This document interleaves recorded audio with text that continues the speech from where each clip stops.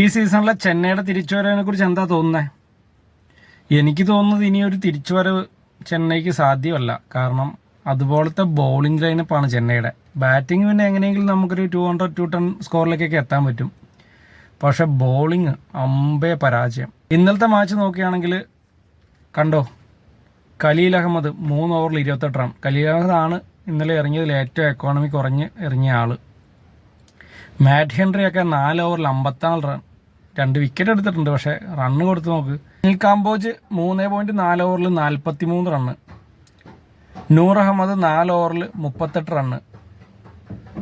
പിന്നെ രാഹുൽ ചഹർ 4 ഓവറിൽ 46 റണ്ണ്. ഇതാണ് അവസ്ഥ.